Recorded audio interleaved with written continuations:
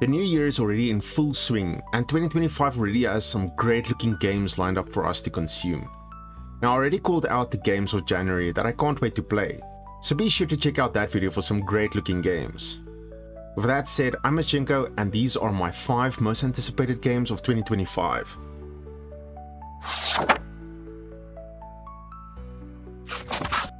We start things off by reminiscing about some past games. If you know the channel, then you know I'll use every opportunity to mention how Diablo 1 and 2 had devoured my free time in my younger days. Every year I'll be more than eager to try out any games that follow this addictive formula, so when I saw the trailer for Dragonkin the Banished, you'd best bet I was curious to see this latest addition to the ARPG family. I definitely have to point out how fluid the gameplay seems, while the world just looks absolutely gorgeous. You can choose from 4 classes as you set out to battle the Dragon Lords and the Corrupted Blood minions. You'll be able to customize your characters with the usual array of loot, as well as your skills, which can be further developed through the ancestral grid system. Sadly, we don't know much about this though, so I'm keen to see how this will actually function. On top of that, you will also discover a city that stands as a stronghold for the struggling humanity. This city will change and expand as you progress through the game, opening new services along with content that will help you as you delve deeper into the world. How much your decisions will actually impact the safe haven of yours, we'll just have to wait and see though. Sadly, there is not a lot that we know about Dragonkin the Banished at this time, except for only a single trailer that's been released. I'm quite hungry to see more of the game and actually get to play it. As of this video, the game is set to release in February, which seems way too soon. With so little information out right now, it might get delayed, but I'm still excited to get my hands on this game when it does come out this year.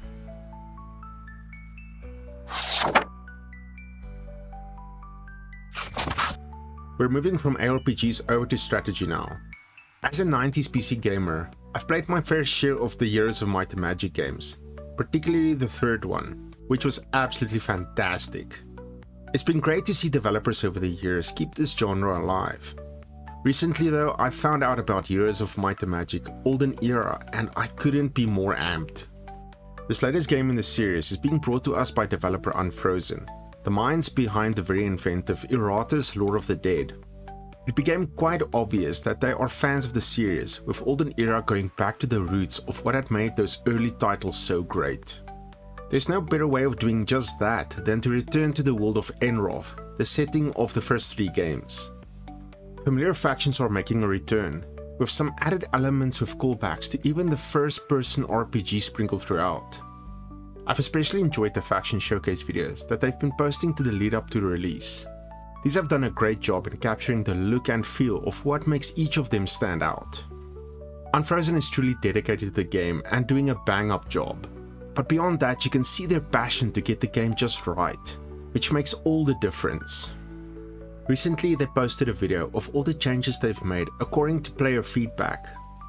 From small tweaks to some larger additions, they actually went out of their way to listen to the fans to make it a game for them. On top of that, they recruited the original composer to take the reins on the soundtrack, just to get that authentic vibe right. So much effort has been made toward delivering an exceptional Heroes of Might and Magic experience, and I'm positive they will give fans of the series the game that we've been waiting for.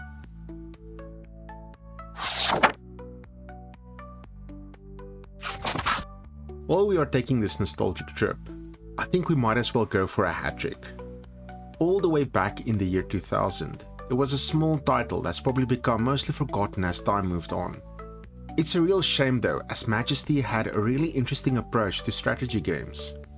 Luckily, the developers over at Blum Entertainment are fans themselves, and so Crown of Greed is set to take on this imperial duty. The idea behind these games boils down to you building up and running your own empire. Sounds standard so far, but it'll involve less strategically managing your forces and more letting the mercenaries you employ acting of their own accord. You can't control any of the units under your rule.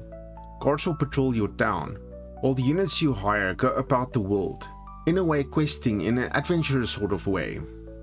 You build the necessary structures around your town to hire new forces, and providing the upgrades to keep them going. Then from there they will go find enemies to battle and make the world a safer place. In order to drive them more into the direction you'd like, you can place bounties and scouting orders with a gold reward attached. This will incentivize them to get the job done even quicker. In an interesting way, you will not only feel like the builder of your very own empire, but also a kind of a dungeon master, handing out quests as you oversee the adventurers under your watchful gaze. You'll see them grow in levels and even buy items from you to make them even stronger. There's a strange sort of satisfaction in just sitting back as you let your forces go about their way, and I'm looking forward to see how the game will expand on this concept when we get to play it later on in this year.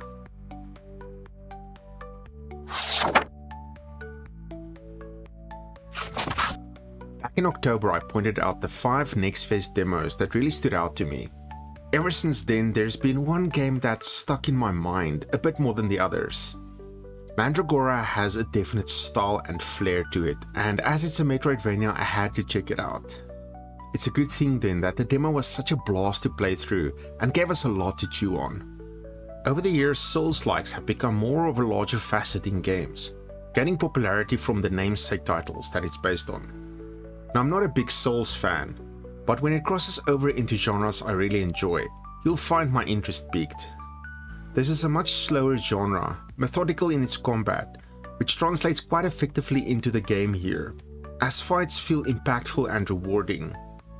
Even the story of Mandragora has that darker edge to it. The world has been overtaken and ravaged by monsters, while the fragments of humanity is walled in to protect itself. Everyone you meet is holding on to what bleak hope remains, as you'll find what's left of civilization is slowly declining into oblivion. This is a very dismal setting indeed, but fortunately you are here to save the day. You'll be able to recruit specialized helpers into your camp to help improve your arsenal, all the while building up your own set of powers. There are more than a few skill trees and abilities to work through in order to better specialize your build. There'll be a lot of options to tinker with, and the world itself will give many opportunities to improve. Most of all, I just can't wait to see these epic looking bosses, which is sure to deliver a memorable experience.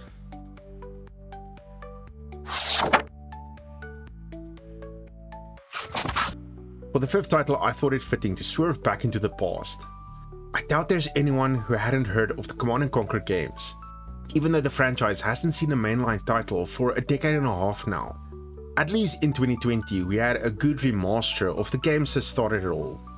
The influences of this franchise though runs deep, and many developers over the years have taken inspiration from the CNC series. Developer Slipgate Ironworks carries the torch like a badge of pride with Tempest Rising. Just looking at the gameplay in action already brings that original Tiberium conflict to mind.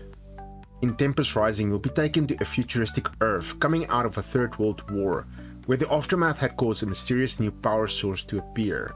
The Tempest plants, as they are known, has spread across regions across the globe. This brings about new technological advances, and also new challenges and threats to an already unstable world. 2 factions rise to challenge each other in a claim for dominance, while a third, more enigmatic group looms in the background. These 3 factions will each operate very differently from one another, promising an asymmetrical experience between them. I'm looking forward to see what they bring to the table, as it's already clear just how old school the feel is here, while there's some modern graphics and sensibilities thrown into the mix. Avid fans are probably a little bit let down by the fact that the in-between mission briefings and cinematics won't be captured by real-life actors, but I think the in-game graphics gets the job done. Tempest Rising is doing its own thing, making its own mark on the genre. It takes the good old foundations, and it looks to build a great modern RTS game, and I'm just so excited to see how it all pans out. With a whole year still ahead of us, and so many great looking games that are on the way, I can't help but throw in a few honorable mentions here at the end. First up, we have Clair Obscur Expedition 33, which is set to make waves among turn-based RPG enthusiasts. You take your cast of characters through a grim world as members of the eponymous Expedition 33. Here you'll need to face the painter, who with the stroke of a brush wipes out every person of a specific age. The game has some strong JRPG vibes, much in the vein of the Persona games. There's no set release date at this time, but I'm keeping an eye out for this one in the coming months. My love for felines has me fawning all over the trailer for Peace Island. Stepping into the paws of a cat, you'll get to explore an island off the coast of Maine, where the human inhabitants have all mysteriously disappeared. As the different kitties, you'll have a variety of gameplay options as they differ from one another, while multiplayer will also allow a group of players to take on the role of the many cats. Peace Island is set to release towards the end of the year. Then there's the sequel to 1988's Beyond the Ice Palace. That's right, the second title is 37 years in the making, although a lot has changed since those early Commodore 64 days. As it's a Metroidvania, you'll get all the goodies you've come to expect from the genre, especially seeing a lot of that Castlevania blood pumping through its veins. In the role of the Cursed King, you'll smash and bash and puzzle your way towards reclaiming your throne, and I'm more than eager to see everything the game has to offer when it releases in March. Those are the 5 games and 3 honorable mentions that I'm most looking forward to playing this year. There are obviously a ton of other games that I missed, and a lot of them that I'll probably want to check out myself. Let me know in the comments which titles you are most excited to play, so we can chat a little bit more about the games that you're interested in. Like the video to show the channel your support, and subscribe for more top 5 videos and recommendations of old school retro games worth playing. Have yourselves an awesome day. Thank you for watching, keep on gaming, and I'll see you in the next one.